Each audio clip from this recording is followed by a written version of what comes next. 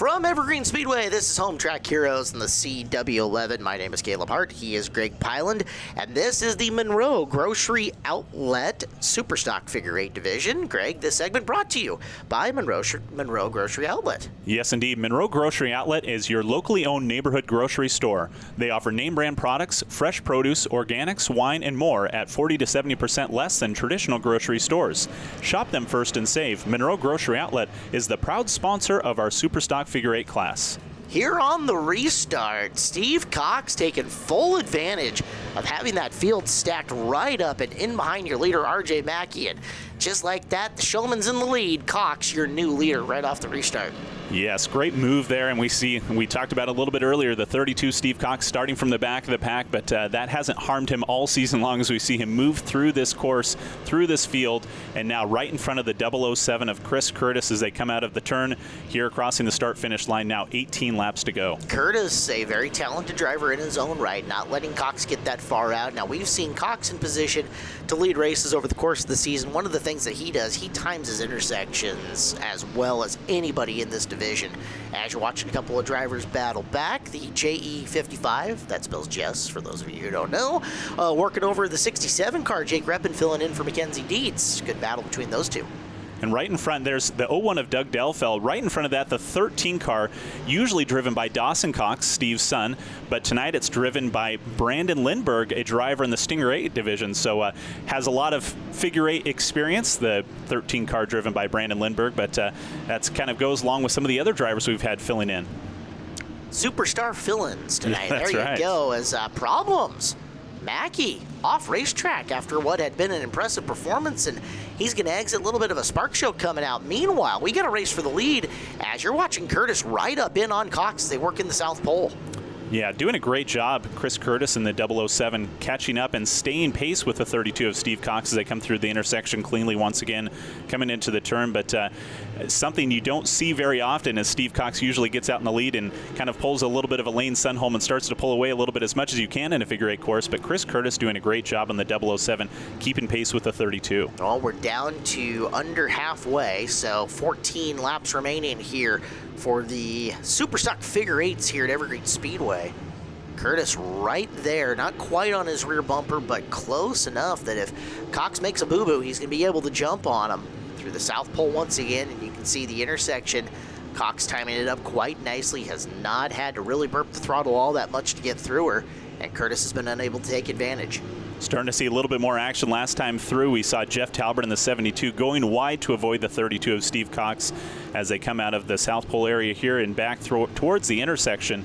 And no problem there as we see the 66 of Rick Jones has to slow down just a little bit to let your leader, Steve Cox, get on through. So again, Cox setting the pace, Curtis right there in case something happens.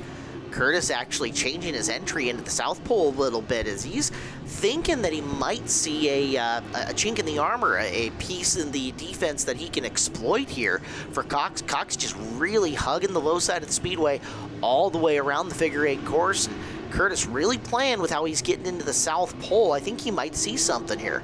Let's find out if that plays out true. Absolutely. There's the 01 Doug Delfeld just trying to pull back out there, but slowing down right in between the tires, and that's going to bring out a caution flag as we see Steve Cox coming through. Not going to get a lap down there. 10 laps to go now. Single car spin there in the North Pole as well as one of the drivers sitting in the wrong spot. Keith Cook not having the best of nights. Unfortunately for Keith, started on the front row and, well, oops.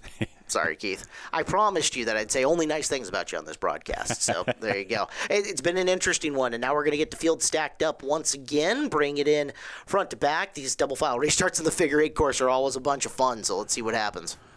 Yes, we have the 32 Steve Cox out in front. We have the 13 of Brandon Lindbergh now up in that second row, and the 007, that's Chris Curtis, also in the first row right behind the 32 of Steve Cox as we are under green here once again, and Steve Cox just like that out in front, and he's not giving up any space right now to the 007 or the 13. So we should clarify, not a double file restart, a Delaware style restart. Leader out in front by himself, stacked up in and behind them here in the Superstock Figure 8 division, and Cox really taking advantage. This is the biggest we've seen him able to open up a advantage over Curtis. Curtis had to fend off Lindbergh there on that restart, so now Curtis got to reel him back in.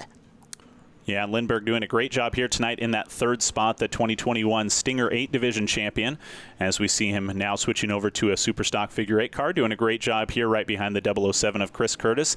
There's the 67 of Jake Reppin filling in tonight, doing a great job, and then, of course, the one-arm bandit Quentin Borison right behind the 67 as they come out of the turn. Reppin is in fourth at the moment. Borison is still multiple laps down, or at least one lap down, but he has worked his way all the way past the leader, back through the field, and in physical running order, he would be fifth, but still has some laps to make up, unfortunately, for Quentin. Nice run, but too little too late. Yeah, just rough time to get that flat tire right at the beginning of the race. Been playing catch-up the whole time, but happy to see at least the 17 able to get back out and finish this race here.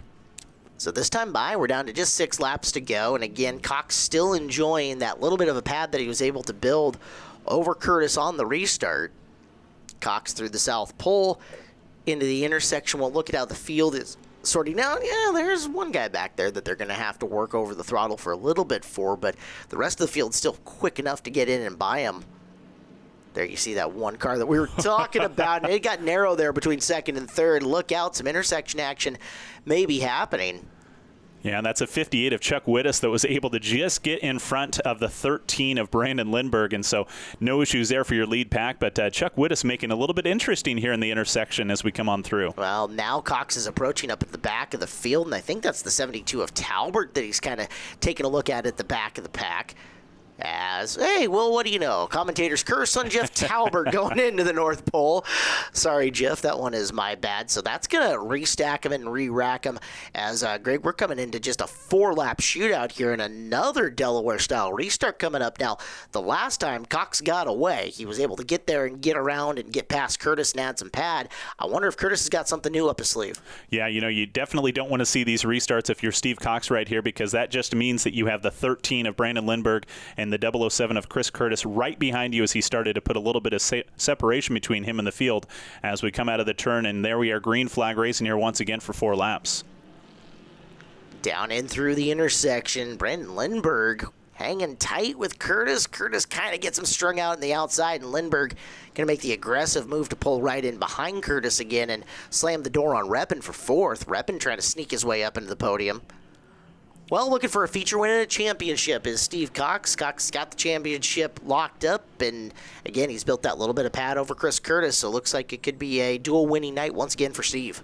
Always nice to do it and end the season in that kind of fashion, to win the championship and win the main event on the same night. And Steve Cox looking awful good now here, as we see we are now down to 2 laps to go for the 32 of Steve Cox, with the 007 of Chris Curtis still chasing closely behind as they come out of the South Pole area and head towards the intersection here. But now starting to put a little bit more distance, the 32 of Steve Cox, as they come around the north end, and they're going to get the white flag out for the 32 of Steve Cox. Once again, the very, very cool shot from Moonman FPV and Mike Rose FPV on the drone. As coming into the final time in and through, Cox to the North Pole with Curtis sitting in second. That's who you're seeing in the screen. And the checkered flag out, Steve Cox will get the win. Curtis second, and we got cars together. One of them was Lindbergh, and the other one was Reppin, and that ends up giving Kyle Shukar third out of nowhere. Yes. Yeah, definitely tough to see that, as we see Steve Cox putting on a little bit of a show there, too. Well, let's hustle you down to the front straightaway and have a word with your winner and your champion. Steve, overall, it's just been so much fun to watch you all season long.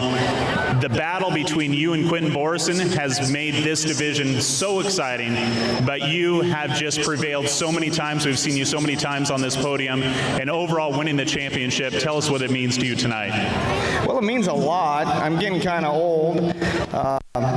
Honestly, I haven't really raced for about 20 years. And, you know, the kids growing up, letting them race, my wife letting me race. And so I come back out and it started clicking again. So I still kind of got it. But, you know, it's not without thanks for Tommy. The car's perfect every time I bring it out here. And you know, Steve Mortland has been out at this racetrack for a very long time. He said towards the end of this race that you are the best figure 8 driver he's seen. That's got to mean a lot, and I think all the fans out here notice when they see you out there in front of this pack all the time. Well, that's humbling. I pride myself, and I've always kind of thought I'm decent at it, but the best, I don't know. There's Carl Zaretsky. Guy was the best. Carl, you're the best. If you're here, you're the best. Those were my looking up to all these younger, older guys now, and that's what my inspiration, and to drive like them, and I've just continued it on. Racing figure eight all these times is a crutch. I don't think I can race anything else. It's just, you're just kind of ruined. All right, so for one last time in the 2021 season, tell us about your sponsors that help you out. Well, honestly, my sponsors, which include, it's Busch Light, it's Crown, it's John Bender Racing, it's Cox Wheels, it's all the guys that make my whole family work, because my kids and I race, and without all those sponsors, I'm nothing. Winning tonight and winning the 2021 championship, driver of the 32, Steve Cox. All right, Chris, so we're used to seeing Jim in the 007. Tell us how you got in the car tonight and ended up having a pretty good race, getting second. Yeah, Jim wasn't feeling too well. He called us up last night and asked if I wanted to drive today, and I said, sure, man, I'll help you out today, and hopped in it today in practice, and he's got a pretty decent car. We made some adjustments to it today, and, it's a pretty decent car. I was happy to drive for him. So now you're going to have to tell him, hey, Jim, I think I have to drive next season to that 007, right? That'll be up to him.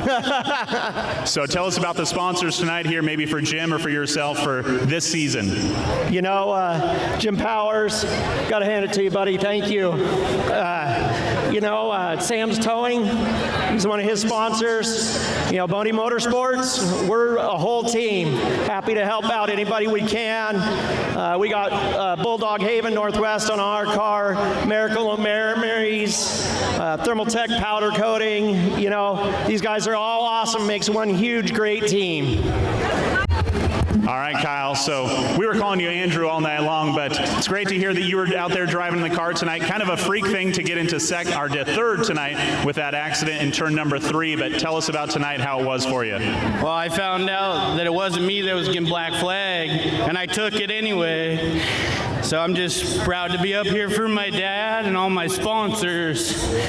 So I got to thank B-Hap, Happy Carpet Cleaning, B&R Drywall, J2 Racing, Joe's Racing Products, and everyone that helped me out coming back from the devastation. So it's nice to be up here again.